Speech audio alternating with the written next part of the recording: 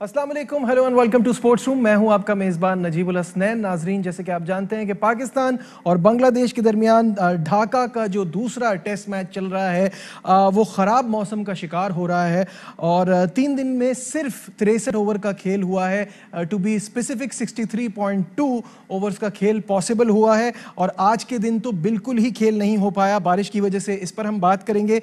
दीगर मौज़ूआत भी होंगे प्रोग्राम में, जिसमें जो करारी शिकस्त का सामना करना पड़ा है न्यूजीलैंड को भारत के हाथों, उस पर भी बात होगी और कामयाब जवान प्रोग्राम का इफ्तिताह हो गया है, उस पर भी हम बात करेंगे। सबसे पहले ढाका टेस्ट की बात करते हैं और जैसे कि मैंने आपको बताया कि 3 दिन में सिर्फ 63.2 ओवर्स का खेल हुआ है और अब जो पाकिस्तान का स्कोर था वो 188 फॉर 2 और इस पे बाबर आजम 71 पे, जबकि अजहर अली 52 रन पर नॉट आउट है। इस पर बात करने के लिए हमारे साथ हैं our sports correspondent Shahid Hashmi साहब। शाहिद साहब अस्सलाम वालेकुम। वालेकुम अस्सलाम। शाहिद साहब, ये क्या हो गया? हमको लग रहा था कि हमने जिस तरह से पहला मैच खेला था और डोमिनेट करते और कुछ वैल्यूएबल पॉइंट्स हासिल कर लेते टेस्ट चैंपियनशिप की रैंकिंग में। क्या कहेंगे इस पे?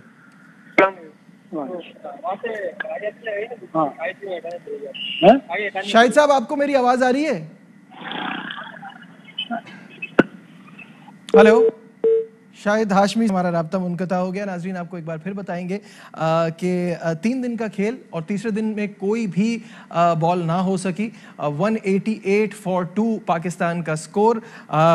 बाबर आजम 71 पे खेल रहे हैं, आइंग हिज सेंचुरी, बिकॉज काफ़ी दिन से ये बात चल रही थी कि बाबर आजम की जो लिमिटेड फॉर्मेट में परफॉर्मेंस है वो परफॉर्मेंस उनकी टेस्ट क्रिकेट में नहीं आ पा रही है और सबकी नज़रें बाबर पे थीं। और बाबर ने जिस तरह से इस इनिंग में खेलना शुरू किया था और सारा प्रेशर जो है अपने नर्व्स पे जो काबू करके उन्होंने 71 रन की इंपॉर्टेंट इनिंग खेली है। अजहर अली के लिए भी बार बार यही बात हो रही थी कि काफ़ी टाइम से अजहर अली वो फॉर्म तलाश नहीं कर पा रहे जो हम उनसे एक्सपेक्ट करते हैं, जिस तरह की परफॉर्मेंस हम उनसे चाहते हैं वो नहीं हो पा रही थी। तो 52 पे वो खेल रहे हैं और 71 पर बाबर आजम खेल रहे हैं। तो दोनों की जो परफॉर्मेंस है उस पर हम बात करेंगे और मौसम के हवाले से भी बात होगी। शायद हाशमी से हमारा राब्ता नहीं हो पा रहा। मूविंग ऑन, बात करते हैं वेस्ट इंडीज़ के दौरे पाकिस्तान की। और पाकिस्तान के दौरे से पहले ही वेस्ट इंडीज़ को एक बड़ा झटका पड़ गया है। जी हाँ, कैरन पोलार्ड जो हैं वो इंजरी के बाइस पाकिस्तान के दौरे से बाहर हो गए हैं। पोलार्ड T20 वर्ल्ड कप के दौरान उनको हैमस्ट्रिंग इंजरी हुई थी जिससे वो छुटकारा ना हासिल कर सके और पाकिस्तान के खिलाफ T20 सीरीज़ में अब निकलिस पूरन कप्तानी करेंगे, जबकि शाय होप जो हैं वो वनडे सीरीज़ में कप्तानी के फ़राइज़ अंजाम देंगे। शाहिद हाशमी साहब हमारे साथ हैं, दोनों चीज़ों पे उनसे बात करते हैं। सबसे पहले पाकिस्तान, ऑब्वियसली हमारी बड़ी इंपॉर्टेंट सीरीज़ थी। शाहिद साहब, जो मैं आपसे पूछ रहा था कि ये टेस्ट चैंपियनशिप के पॉइंट्स होते हैं, बारिश मैच का मज़ा ख़राब कर रही है। बिल्कुल ऐसा ही हुआ और अभी आगे भी मजीद बारिश है, तो इसका मतलब यही हुआ कि पाकिस्तान के 12 क्रूशल पॉइंट्स थे। पाकिस्तान पहला टेस्ट जीतकर वो 12 पॉइंट्स हासिल कर चुका था और जाहिर है ये वर्ल्ड टेस्ट चैंपियनशिप का दूसरा राउंड है, इसमें ऊपर जाना है पाकिस्तान को, इसलिए कि रिलेटिवली पाकिस्तान को अच्छी सीरीज मिली है। तो बदकिस्मती है, लेकिन जाहिर है वेदर के आगे आप कोई कुछ भी नहीं कर सकता। अच्छा, जो हम परफॉर्मेंस की बात कर रहे थे, जब आपसे राब्ता मुनक़ता हो गया था, मैं उस वक्त यही कह रहा था कि बाबर आजम 71 पे खेल रहे हैं, काफ़ी कॉन्फिडेंट हैं। पिछले टेस्ट मैच की दूसरी इनिंग में भी वो शेकी नज़र आ रहे थे, तो वो जो उनका कॉन्फिडेंस लिमिटेड फॉर्मेट का है वो टेस्ट में यहाँ ट्रांसफ़र हो ही रहा था और फिर बारिश ने जो है टेम्पो तोड़ दिया उनके लिए। बिल्कुल ऐसा ही है और बहुत ज़रूरी है कि बाबर आजम रन बनाए, इसलिए कि उनका टेस्ट क्रिकेट का रिकॉर्ड इतना अच्छा नहीं है वो कि वो अभी भी मतलब दूसरे प्लेयरों से बहुत बेहतर है, लेकिन जो उनका व्हाइट बॉल क्रिकेट में रिकॉर्ड है उसको मैच करने के लिए उनको जरूरी है कि टेस्ट क्रिकेट में भी वो अच्छा परफॉर्म करें और यहाँ पे लग रहा था की वजह से फॉर्म में वापस आ गए। And the same thing goes for Azhar Ali. काफी टाइम से अजहर ने भी कोई ऐसी बड़ी इनिंग नहीं खेली है और उनसे भी बहुत ज्यादा एक्सपेक्टेशंस है सबको, क्योंकि काफी रन बना चुके हैं वो और काफी एक्सपीरियंस है उनके पास। 52 पे वो खेल रहे हैं। कैसी लगी उनकी अब तक की परफॉर्मेंस? अच्छा खेल रहे हैं। जाहिर है पहले टेस्ट में बड़े शेकी थे, पहली इनिंग्स में बगैर कोई रन बनाए आउट हुए थे पहले टेस्ट की, तो उनका भी बड़ा जरूरी है। एक ही फॉर्मेट खेलते हैं और एक ही फॉर्मेट खेलने वाले प्लेयर के लिए बड़ा मुश्किल होता है, इसलिए उसको बड़ी लिमिटेड क्रिकेट मिल रही होती है। अच्छा, बांग्लादेश ने न्यूजीलैंड जाना है और उनके लिए जो है परेशानी ये है कि यहाँ एक तो उनको इस मैच से भी उनको काफ़ी प्रैक्टिस मिलती है और उनको अच्छा एक्सपोजर मिल जाता। दूसरा, शकीब अल हसन जाने को तैयार नहीं है, उनके बगैर न्यूजीलैंड तो उनसे सारे पुराने बदले लेगी। यकीनन न्यूजीलैंड में बांग्लादेश का रिकॉर्ड बहुत ही खराब है। बहुत जल्दी वो व्हाइट बॉल के मैच भी हारते हैं, बहुत शॉर्ट डिस्टेंस में हार जाते हैं। एक दफा तो 10-11 ओवर में ही वो T20 मैच हार गए थे और वनडे भी इसी तरह वो हार चुके हैं। तो शकीब उल हसन का जाना जरूरी था, लेकिन शकीब उल हसन एक वो प्लेयर है जो अब टेस्ट क्रिकेट खेलना नहीं चाहते। वो लीग से ज्यादा पैसा कमाना चाहते हैं। यूएस की उनको सिटीजनशिप मिल गई, यूएस में ही वो ज्यादातर रहते हैं। तो बांग्लादेश को अब मूव फॉरवर्ड करना पड़ेगा और नए किसी प्लेयर को ट्राई करना पड़ेगा। ठीक है, साथ साथ अब दूसरे टॉपिक की तरफ बढ़ते हैं शाहिद साहब। जो कैरन पोलार्ड का ना होना है, ये वेस्ट इंडीज के लिए कितना खतरनाक है? बहुत ही और मजीद कमजोर हो गई। वैसे ही उनकी टीम बड़ी कमजोर आ रही है। 5 टॉप प्लेयर जो थे उनके, उन्होंने अनअवेलेबिलिटी दी थी इस टूर के लिए, जिसमें Evin Lewis, Andre Russell, Lendl Simmons, Fabian Allen injured हैं, उबैद मैकॉय इंजर्ड हैं। तो और मजीद उनकी टीम कमजोर होगी और पाकिस्तान को अच्छी तरह से ये दोनों सीरीज जीतनी चाहिए। जो क्रिकेट के कुछ हल्के हैं वो ये कह रहे हैं कि तमाम प्लेयर्स जब थे तब भी इन्होंने T20 वर्ल्ड कप में क्या ऐसा कर लिया, तो इनके होने ना होने से ऐसा फर्क नहीं पड़ता। वही जो आपने अभी बांग्लादेश के लिए बात की, क्या वेस्ट इंडीज को भी अब मूव फॉरवर्ड करना है इन बड़े नामों से? इसी तरह करना पड़ेगा। उन्होंने अब अपनी नए खिलाड़ियों को चांस देना पड़ेगा और ये जो टॉप प्लेयर्स हैं ज्यादातर लीग खेलते हैं और लीग खेलने से अब फिर वो इंटरनेशनल क्रिकेट खेलना भी नहीं चाहते। ठीक है, शाहिद साहब साथ ही रहिएगा। आखिरी एक जो हमारा क्रिकेट टॉपिक है, India defeated New Zealand by 372 runs. ये भारत की रन्स के एतबार से सबसे बड़ी कामयाबी है और न्यूजीलैंड की सबसे बड़ी शिकस्त है। इस मैच के हवाले से आपको बताएं कि Mayank Agarwal man of the match रहे और ओवरऑल सीरीज के बेहतरीन खिलाड़ी रहे अश्विन। एजाज पटेल का जिक्र भी यहाँ करना बनता है, उन्होंने इनिंग्स में 10 खिलाड़ियों को आउट करने का एजाज हासिल किया। शाहिद साहब, न्यूजीलैंड क्लूलेस नजर आई। जो पिछले मैच में उन्होंने आखिर में जो फाइट की थी और जिस तरह से वो मैच बचाया था, लग रहा था वो कॉन्फिडेंस लेकर आएंगे। फिर एजाज पटेल ने बड़ी जबरदस्त बॉलिंग कराई, लेकिन उनकी बैटिंग बिल्कुल भी नहीं चल पाई। पहले इनिंग्स में वो मैच हार गए थे जब 62 ऑल आउट हो गए थे और बड़ा स्कोर किया हुआ था इंडिया ने। फिर इंडिया ने फॉलो ऑन भी नहीं किया और फिर इंडिया ने दूसरी इनिंग्स में इतना बड़ा टारगेट दिया था और उसके आगे न्यूजीलैंड बिल्कुल कुछ भी नहीं कर सकी। इंडिया में स्पिनर्स को खेलना बहुत मुश्किल है, स्पेशली इन टीमों का जैसे न्यूजीलैंड, इंग्लैंड, ऑस्ट्रेलिया। तो ये मुश्किल में फंसते हैं और इसीलिए वो सीरीज हार गए। बहुत बहुत शुक्रिया। शाहिद हाशमी साहब हमारे साथ थे और तमाम टॉपिक्स के हवाले से हमें अपडेट कर रहे थे। यहाँ लेते हैं एक छोटा सा कमर्शियल ब्रेक, उसके बाद हम कामयाब जवान प्रोग्राम के हवाले से बात करेंगे। Stay with us. Glad to have you back once again in Sports Room। नाजरीन, वज़ीर आज़म इमरान खान का टैलेंट हंट प्रोग्राम, इसको लेके हम सब पूरी स्पोर्ट्स फ्रेटर्निटी बहुत ज़्यादा एक्साइटेड है। आज कामयाब जवान प्रोग्राम का इफ्तिताह हुआ। इस मौके पर इमरान खान साहब का क्या कहना था, आइए आपको दिखाते हैं। मौजूद हैं हमारे नुमाइंदे शोएब जट, उनसे बात करते हैं। शोएब, अस्सलाम वालेकुम। वालेकुम अस्सलाम। शोएब, सबसे पहले ये बताइएगा कि कामयाब जवान प्रोग्राम को लेके सब बहुत एक्साइटेड हैं, क्या फेस्टिविटीज है, क्या गहमा गहमी थी आज ओपनिंग डे पे जो इफ्तिताह हुआ इस इवेंट का, क्या हुआ वहाँ?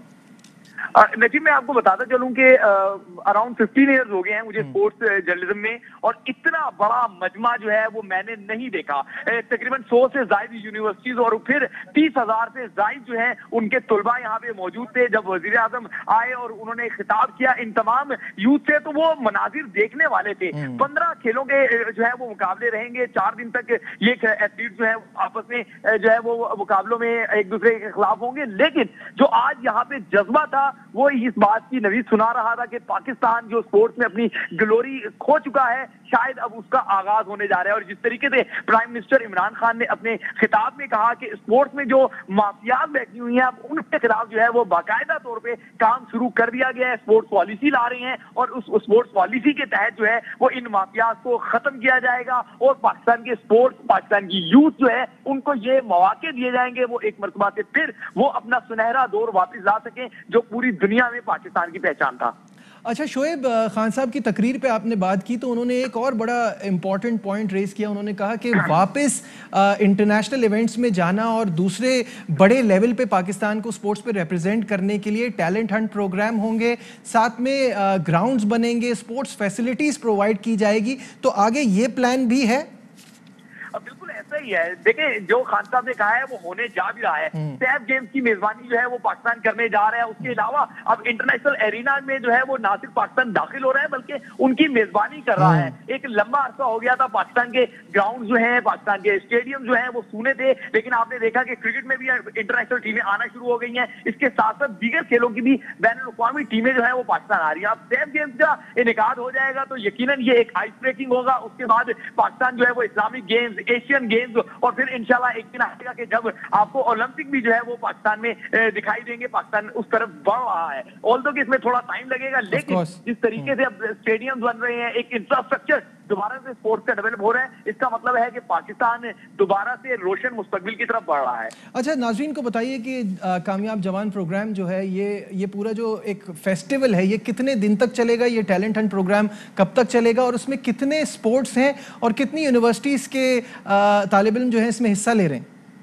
लेकिन देखिए 110 यूनिवर्सिटी जो है मुल्क भर की, उनके तकरीबन 30,000 से ज्यादा स्टूडेंट जो हैं वो बतौर एथलीट जो है वो इसमें एक्शन में है। मैन वुमेन्स इसमें सब शामिल है और इसमें मुख्तलिफ जो है वो इवेंट की एज वो जो वेट कैटेगरीज होती हैं वो भी होती हैं, जिसमें आप बॉक्सिंग ले लें, फुटबॉल ले लें, हॉकी ले लें, मतलब जो नाम आप देखेंगे स्पोर्ट्स के जो ओलंपिक में हमें नजर आते हैं वो तमाम तकरीबन खेल जो है वो यहाँ पे दिखाई दे रहे हैं, जिसमें पाकिस्तानी और ये यूथ जो है वो बढ़ चढ़ कर हिस्सा ले रही है। आज इसकी ओपनिंग थी और 9 ये मुकाबले जो है वो इस्लामाबाद में जारी रहेंगे, इस्लामाबाद के सराउंडिंग में जारी रहेंगे और पूरे पाकिस्तान से यूनिवर्सिटीज ने जिस तरीके से आके इसमें हिस्सा लिया है वो एक मैसेज है पूरी दुनिया के लिए कि पाकिस्तानी यूथ जो है वो स्पोर्ट्स लवर्स है और ना सिर्फ प्यार करते हैं खेलों से बल्कि खेलों में अपना मुकाम बनाना चाहते हैं। तो यहाँ पे आज मुकाबले शुरू हो गए हैं, बड़ा कांटे का मुकाबला है, हर यूनिवर्सिटी चाहती है वो चैंपियन बन जाए और इसी वजह से यहाँ पे मुकाबले की फिजा देखने में आ रही है। अच्छा, मुझे ये बताइए कि इन जो ऑब्वियसली टैलेंटेड प्लेयर्स होंगे, टैलेंट स्कॉट करना, उनको आइडेंटिफाई करना, ये तो एक पॉइंट हो गया,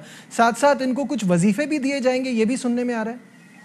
जी बिल्कुल ऐसा ही है। आज उनने इमरान खान साहब ने जो है वो अपनी स्पीच में बताया कि स्कॉलरशिप जो है वो स्पोर्ट्समैन को दी जाएगी। तो एक जो बहस हो रही थी कि शायद अब जो है वो मुख्तलिफ जगहों से जो यूथ है उनका स्पोर्ट्स का कोटा खत्म हो जाएगा, लेकिन जब प्राइम मिनिस्टर खुद बता रहे हैं कि स्कॉलरशिप का मामला जो है वो हो रहा है, फिर उन्होंने साथ बताया कि हम माफियात के खिलाफ होंगे और सूबों को जो है वो हम सपोर्ट करेंगे। तो जब ये सूबों को सपोर्ट करेंगे तो इसका मतलब है कि आपका जो ग्रास रूट का टैलेंट है उस तक जो है वो तमाम इंफ्रास्ट्रक्चर भी पहुंचेगा, तमाम सहूलतें भी पहुंचेंगे और मौके भी मिलेंगे। तो वो रॉ टैलेंट जो हमारे तक नहीं पहुंच पाता या इंटरनेशनल एरेना में जाके पाकिस्तान का नाम रोशन नहीं कर पाता, अब उसके बाद ये मौके होंगे कि प्राइम मिनिस्टर के विजन के मुताबिक उनको ये तमाम सहूलियतें मिलेंगी, उनको तमाम इंफ्रास्ट्रक्चर मिलेंगे और वो मुस्तकबिल में पाकिस्तान का नाम रोशन करेंगे। अच्छा शोएब, आप हमारे साथ ही रहिएगा। नाज़रीन, हम आपको दिखाते हैं कि इस्लामाबाद में खवातीन भी वज़ीर आज़म इमरान खान के टैलेंट हंट प्रोग्राम के लिए पुरजोश हैं। उनका ये कहना है कि बहुत अरसे के बाद उनको अपनी सलाहियतें दिखाने को मिला है।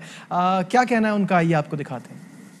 हमें वी आर रियली ट्राइंग, बहुत मज़ा आ रहा है हमें और इतने अरसे के बाद इतना मज़े का फेस्टिवल आया है, हम बहुत इंजॉय कर रहे हैं। कोविड में जैसे आपको पता है इतना अरसा घर में बैठे हैं, ऑनलाइन रहे हैं, तो ये बहुत रिफ्रेशिंग एक्टिविटी है हम सब के लिए, स्पेशली जो स्पोर्ट्स के स्टूडेंट्स हैं या जो स्पोर्ट्स में इंटरेस्टेड है तो उनके लिए एक अमेजिंग एक्टिविटी। शोएब, हम देखते हैं कि ज़्यादातर बॉयज़ इसमें ज़्यादा इंटरेस्टेड होते हैं और ज़्यादा एक्साइटेड होते हैं इन स्पोर्ट्स फेस्टिविटीज़ को देख के। यहाँ गर्ल्स की भी बड़ी उसी तरह से तादाद थी और बहुत खुश थी वो कि वज़ीर आज़म के इस प्रोग्राम के थ्रू उनको भी मौका मिला है अपनी सलाहियतें दिखाने का। बिल्कुल नजीब, देखें जिस तरीके से आप देख रहे होंगे कि ढोल की थाप और फिर नौजवान जो है वो उस पे जो है वो उनका जज्बा, फिर खवातीन भी पीछे नहीं थी। और ये सिर्फ फेस्टिविटी जो विजुअल्स में आप देख रहे हैं सिर्फ यहीं तक नहीं है, बल्कि इन एरिनाज में जहां पे मुकाबले चल रहे हैं, जब वहां पर जाएं तो किस तरीके से एक दूसरे की जीत के लिए ऐसे ही मैचेस हैं जैसे इंटरनेशनल टीमें आपस में टकरा रही होती हैं तो बकत कर रहे होते हैं अपनी अपनी टीमों को, वो सारा माहौल जो है वो यहाँ पे देखने में आ रहा है। मैं आपको बता रहा हूँ ये यूथ है पाकिस्तान की जिसने पाकिस्तान का मुस्तकबिल बदलना है और उसकी इन्वॉल्वमेंट इतनी बड़ी तादाद में। देखिए अमूमन हमने देखा है कि 25-30 हजार तमाशाई आते हैं, लेकिन यहाँ 25-30 हजार तमाशाई नहीं है बल्कि 25-30 हजार यूथ बतौर एथलीट एक्शन में है। तो आप अंदाजा लगा सकते हैं कि कितनी बड़ी तादाद में ये रॉ टैलेंट जब एक्शन में है तो इससे पाकिस्तान को मुस्तकबिल के कितने स्टार मिलेंगे। बहुत शुक्रिया Shoaib, thank you so much for your time. Shoaib साथ थे और कामयाब जवान प्रोग्राम के हवाले से जो टैलेंट हंट है उस पे हमें अपडेट कर रहे थे। उसी पे आगे बढ़ते हैं, आपको बताते हैं वज़ीर आज़म के टैलेंट हंट प्रोग्राम का आज बाकायदा आगाज़ हो गया है। साबिक इंग्लिश फुटबॉलर माइकल ओवन कामयाब नौजवान स्पोर्ट्स ड्राइव का हिस्सा बन गए हैं। पाकिस्तान में सॉकर सिटी बनाकर नौजवानों को तरबियत देंगे। माइकल ओवन कहते हैं कि पाकिस्तान में स्पोर्ट्स ड्राइव वज़ीर आज़म और उस्मान डार का ज़बरदस्त आइडिया है। कामयाब जवान प्रोग्राम के जरिए फुटबॉल का बेहतरीन टैलेंट तलाश करेंगे। माइकल ओवन का क्या कहना था, आइए आपको दिखाते हैं। To share the same stage with one of the world's great cricketers. Pakistan is a young country with 68% of its population under 30 years old. And I want to focus on the youth of Pakistan. I will try and connect with as many of you in Pakistan through the Kamyab Jawan program, which is a great initiative of Prime Minister Imran Khan and his special advisor for youth, Mr. Usman Dar. I want to help create new opportunities for the youth of Pakistan. We will be rolling out national trials in a talent hunt program. I want to see some of you in England being developed as professional players. I want to play an instrumental role in developing the new soccer city concept for Pakistan, which will be coming soon. आगे बढ़ते हैं और बात करेंगे champion boxer Mohammad Wasim की। Boxer Mohammad Wasim ने Paris Olympics में पाकिस्तान की नुमाइंदगी करने का ऐलान कर दिया है। मोहम्मद वसीम का कहना है कि वो अभी प्रोफेशनल फाइट की तैयारी कर रहे हैं। एमेचर्स में नुमाइंदगी के लिए प्रोफेशनल से मुअत्तल होना पड़ता है। उन्होंने क्या कहा, आइए आपको दिखाते हैं। यही इरादा है कि इंशाल्लाह अब यूनिफिकेशन कर रहा हूँ 2 बेल्ट के लिए। तो जैसे ही मेरी ये फाइट होती है तो इसके बाद आपको सस्पेंड होना पड़ता है 3 मंथ्स। उसके बाद आप एमेचर में पाकिस्तान को ओलंपिक में रिप्रेजेंट कर सकते हो। तो इंशाल्लाह मेरी बात हो गई है तकरीबन, और इंशाल्लाह जो पेरिस ओलंपिक है इसमें इंशाल्लाह पाकिस्तान को एक मेडल जिताऊंगा। मूविंग ऑन, बात करेंगे फुटबॉल की और इंग्लिश प्रीमियर लीग में मैनचेस्टर यूनाइटेड ने क्रिस्टल पैलेस पे मैनचेस्टर यूनाइटेड की टीम 6ठे नंबर पर आ गई है। नाज़रीन, आज के प्रोग्राम में बस इतना ही। दीजिए अपने मेजबान नजीबुल हसनैन को इजाजत। अपना बहुत ख्याल रखिए। अल्लाह हाफिज। अहम तरीन खबरें अब एक क्लिक की दूरी पर। आपके पसंदीदा टॉक शोज हों या अहम मुल्की या गैर मुल्की शख्सियात की न्यूज कॉन्फ्रेंसेस, हर लम्हा बाखबर रहने के लिए सब्सक्राइब करें हमारा YouTube चैनल।